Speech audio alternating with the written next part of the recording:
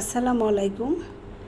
আমি আজকে কাঁচা আমের টক ঝাল মিষ্টি আচার করে দেখাবো।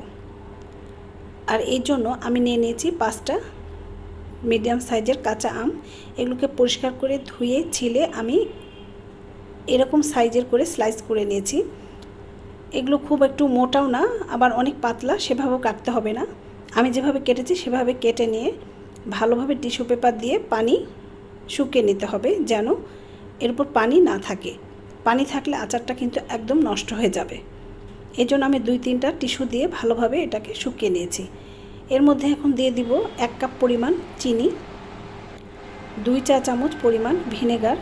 এখন এই চিনি আর ভিনেগারকে ভালোভাবে আমের সাথে মিশিয়ে আমি 1 ঘন্টার জন্য রেস্টে রেখে দেব। যেহেতু এটা টক ভাব থাকবে, এই জন্য 1 কাপ চিনি যথেষ্ট। এখন আমি 1 ঘন্টার জন্য রেস্টে রেখে দিব। আর এরই মাঝে আমি একটা মশলা তৈরি করে নিব। এই জন্য আমি ফ্রাই প্যানে নিয়ে নিলাম 1 চা চামচ ধনিয়া, 1/2 চা চামচ জিরে, 1/2 চা চামচ কালো জিরে, একটা এলাচ, একটা দারচিনি, একটা তেজপাতাকে ভালোভাবে ছোট টুকরো করে নিলাম, 5-6টা শুকনো মরিচ আর কিছু মেথি। এখন এটাকে ভালোভাবে টেলে নিয়ে ব্লেন্ডারে দিয়ে ব্লেন্ড করে নিতে হবে। আর এরই মাঝে আমার পানি আর আমার আম আর চিনির যে ইয়াটা মাখিয়ে রেখেছিলাম, সেটা থেকে চিনি গলে পানি বের হয়ে গেছে এবং সেটা আমি একটা কড়াইতে নিয়ে চুলার জালে বসিয়ে দিলাম। আর এটাকে একটু সমান করে নেড়ে দিলাম। দিয়ে দিলাম স্বাদ মতো লবণ, সামান্য পরিমাণ হলুদ গুঁড়ো, 1 চা চামচ পরিমাণ মরিচ গুঁড়ো। যেহেতু ঝালটা এই আচারটা কিছুটা ঝাল হবে, তাই যে যেমন ঝাল খায় সে পরিমাণ মরিচ গুঁড়ো দিয়ে নিতে পারো।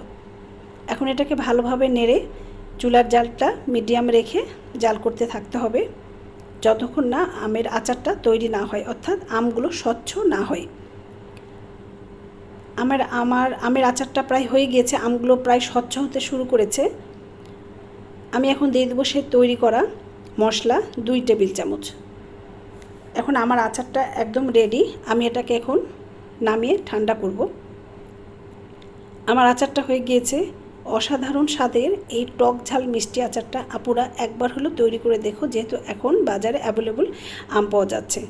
অসাধারণ স্বাদ এই টক ঝাল মিষ্টি আচার। তৈরি করে আমাকে কমেন্টসে জানিয়ে দিও তোমাদেরটা কেমন হয়েছে। দেখা হবে আবার অন্য কোনো আমের রেসিপিতে। আল্লাহ হাফেজ।